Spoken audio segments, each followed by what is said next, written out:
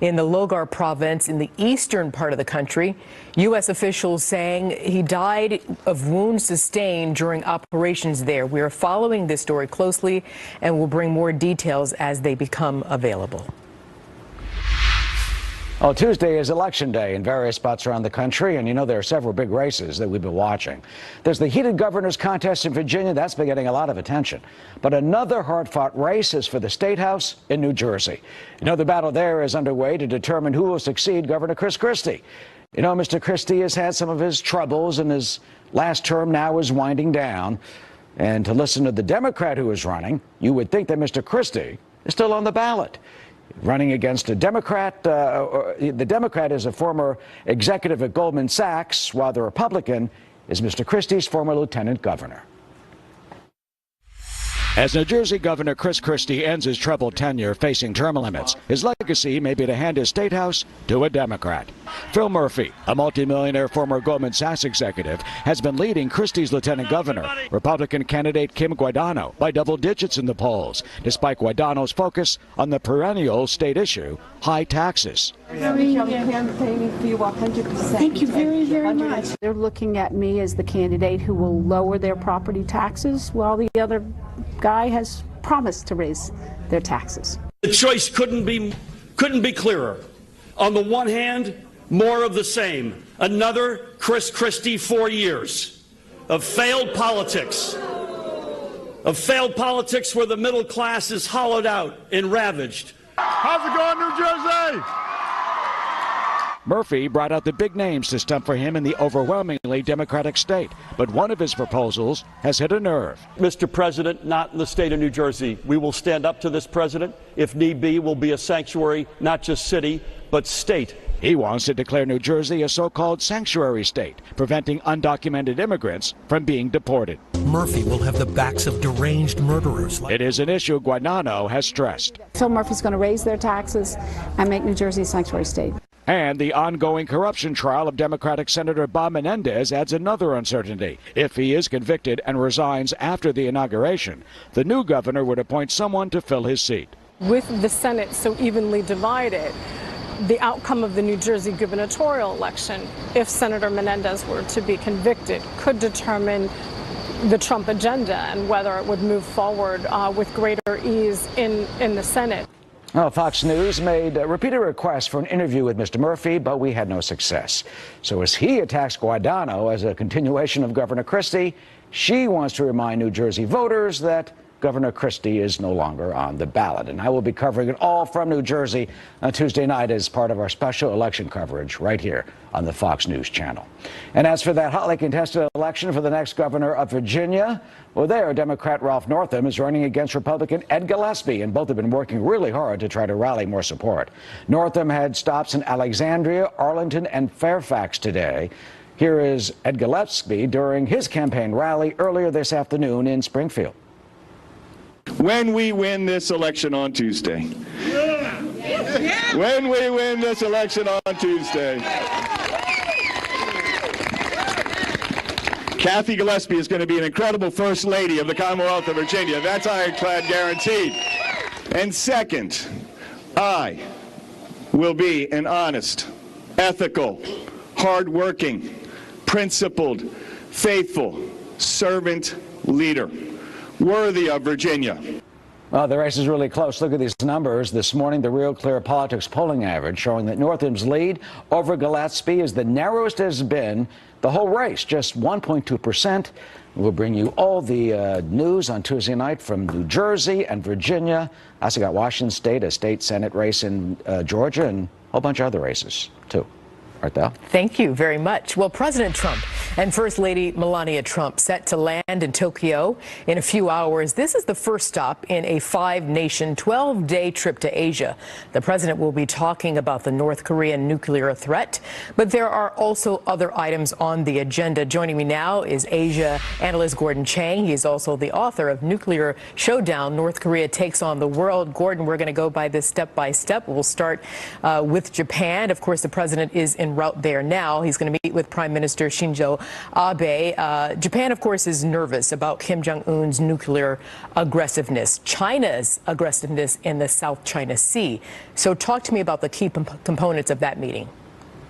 Yeah, the important thing here is, of course, talking to the Prime Minister, Shinzo Abe, but there's something else on the agenda which I think is critical, and that is President Trump talking to the parents of those Japanese citizens who were abducted by the North Koreans, especially Megumi Yokota, a 13-year-old who has become the face of really North Korea's aggressive campaign to take Japanese citizens so they can be used as Japanese language instructors in North Korea for spies.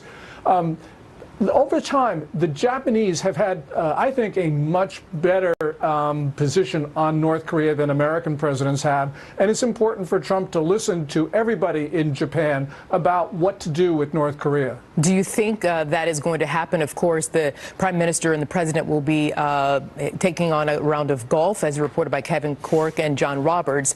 Is that the place you think, because that's a very personal conversation that needs to take place in your estimation? Does it happen there? And will the president address that, do you believe? Yeah, I think the president will address the issue of abduction of Japanese citizens. Previous American presidents have sort of sloughed that off to the side. So this will be good. You know, during that round of golf, Shinzo Abe is going to try to strengthen his links and bonds, personal bonds, to the president. He's done a very good job of winning over Trump.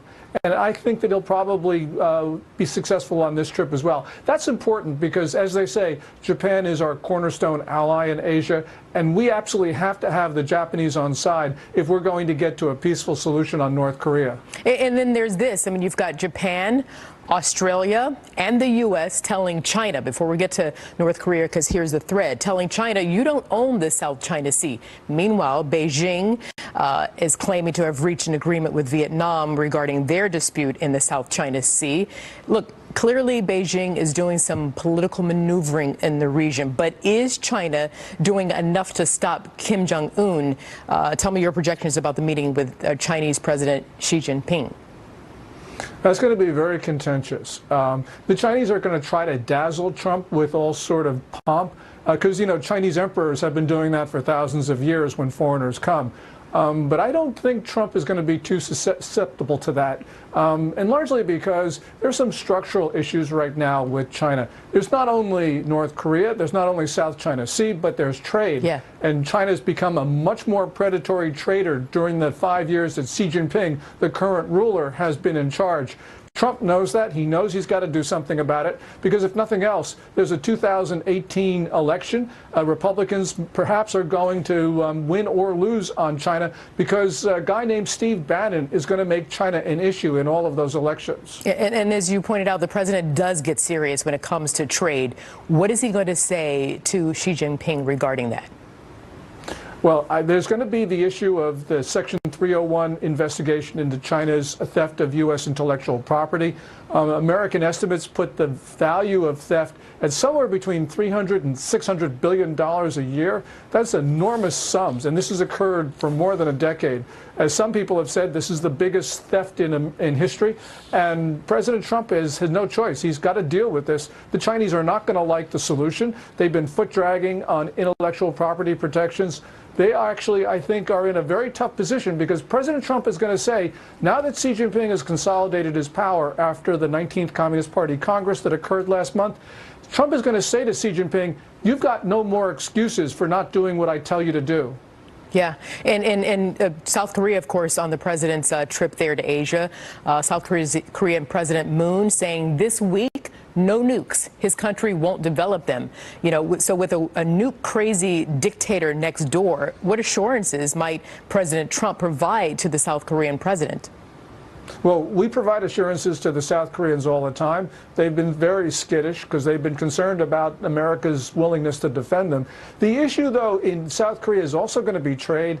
And it's going to be President Moon reaching an accommodation with the Chinese about 3 days ago. They did that without consulting the United States. That's not what an ally should be doing. I think Trump is going to have some pretty harsh words for Moon, at least in private. But this meeting with South Korea, I think, is the most pivotal of the trip, because if the United States is able to keep South Korea on side, it's going to mean that he rolls into Beijing with a lot of aces in his pocket. And that's the maneuvering that I was referring to that Beijing is doing there in the region. And I want to go back to them if I have time, but let me go here first, if I can, Gordon. The president extended his trip by a day for a summit in the Philippines where he's going to meet with Philippines President Duterte. What do you expect out of that meeting? Well, the meeting with Duterte is really going to be difficult to predict, and I wish I knew what would happen. Duterte, by his very nature, is anti-American. He has been for his entire adult life. But I think President Trump is going to be able to convince him to come back on side, because Duterte has been trying to defect to China. But the problem with Duterte is that the Chinese want to grab islands and reefs that belong to the Philippines. And so Duterte has no choice but to stick with Trump, because Trump is the only person who's going to protect Philippine sovereignty for the next 4 years. Mm-hmm. And back to China and President Trump as it pertains to Kim Jong-un. What can or will President Trump say to Xi Jinping, the Chinese president, to tell Kim Jong-un to knock it off, put a stop to his aggressiveness with the nuclear ambitions? Well, I think President Trump is going to remind Xi Jinping of his September 21st executive order, which tells the world that you cannot do business with the United States if you're doing business with the North Koreans. And Trump has pushed the Chinese in some better directions in September, where the Chinese seem to be closing accounts, bank accounts of North Korean companies. But nonetheless, the Chinese have to do a lot more